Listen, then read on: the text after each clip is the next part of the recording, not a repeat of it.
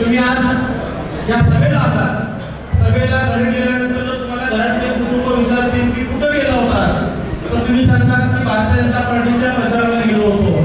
कोण आलो होतो म्हणून विचारता तर तुम्ही सांगता रोहिणीने आल्या होत्या, आमदार देवेंद्र दादा आला होता. परंतु मी तुम्हाला सांगेन की घरी गेल्यानंतर जबाबदारी सांगा की सभेसाठी प्रचारासाठी देवेंद्र दादा आला होता आणि त्यांनी शब्द दिलाय. काय शब्द दिलाय तर मुख्यमंत्री देवेंद्र फडणवीस साहेबांच्या कार्यपद्धतीवरती त्याचा विश्वास आहे, पालकमंत्री जयकुमार गोरेंच्या कामाच्या पद्धतीवरती देवेंद्र दादांचा विश्वास आहे, माझ्या भारतीय जनता पार्टीवरती देवेंद्र दादांचा विश्वास आहे. म्हणून मी एक शब्द जबाबदारी सांगतो की सोलापूर शहराला रोज पाणी पुरवठा केल्याशिवाय आमदार देवेंद्र मोठे स्वतःचं मत मागायला पुढच्या वेळेस निवडणुकीला तुमच्या घरी येणार नाही. हा विश्वास, हा जबाबदारीचा शब्द माझ्या माता भगिनींना मी आज आपल्या या माध्यमातून देतो.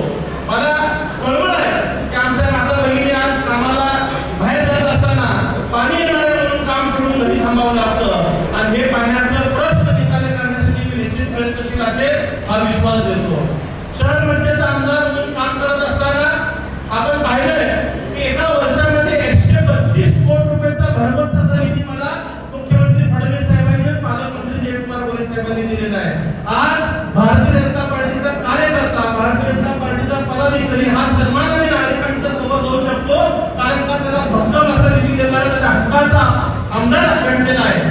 आपण जर आकडेवारी काढून बघितली तर ह्या पूर्वीच्या आमदारांना मागच्या 5-6 वर्षात जितकी निधी मिळाली नाही तितकी निधी आपल्याला मुख्यमंत्री साहेबांनी 1 वर्षात या शहरामध्ये विधानसभेला दिलेला आहे आणि मला विश्वास आहे की येणाऱ्या काळात सुद्धा आपला कार्यकर्ता, आपला बूथ प्रमुख, आपला शक्ती केंद्र प्रमुख मागे तितकी निधी उपलब्ध करून देण्याची जबाबदारी माझी असेल हा विश्वास मी आपल्याला या माध्यमातून देतो.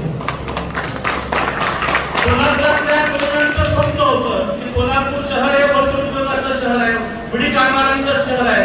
हा वस्त्रोद्योग, बिडी कामगार अडचणीत येत असताना आमची नवी पिढी ही अभियांत्रिकी शिकत आहे, इंजिनिअरिंगचं काम करत असताना नोकरीसाठी IT कंपनीच्या शोधात नाईलाजाने बाहेर जावं लागतं, आई वडिलांपासून लांब राहावं लागतं आणि हे कुठेतरी अडचण दूर व्हायची असेल तर सोलापूरला IT कंपनी आली पाहिजे.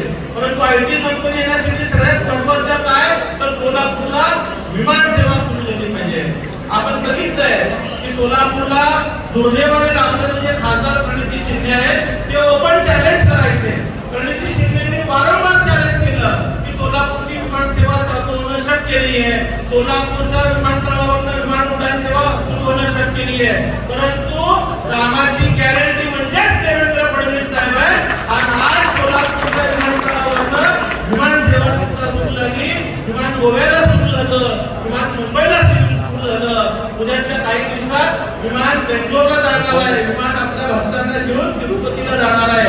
या सगळ्या गोष्टीमुळे आपण जगाशी जोडले गेलोय आणि ही अडचण दूर झाल्यामुळं मुख्यमंत्री साहेब आग्रही होते की आज पुणे असेल, बेंगलोर असेल, हैदराबाद असेल या मेट्रो सिटी मध्ये जी IT कंपनीची अडचण आहे त्याला पर्याय म्हणून सोलापूर सारखं एक शहर त्यांच्या समोर पर्याय द्यायचा आणि सोलापूर शहराला मोठ्या IT कंपनी आणायची आणि त्याही प्रकल्पाला मंजुरी मुख्यमंत्री साहेबांना दिली आणि मला भारतीय जनता पार्टीवरती विश्वास आहे की येणाऱ्या काळात सोलापूर म्हणजे IT कंपनीच्या कामाला देखील प्रत्यक्षात सुरुवात होईल आणि त्या तरुणांना आपल्या घरीच या सोलापूर शहरात रोजगार मिळेल आणि आपल्या आई वडिलांच्या जवळ राहण्याचं पुण्य त्या मुलाला मिळणार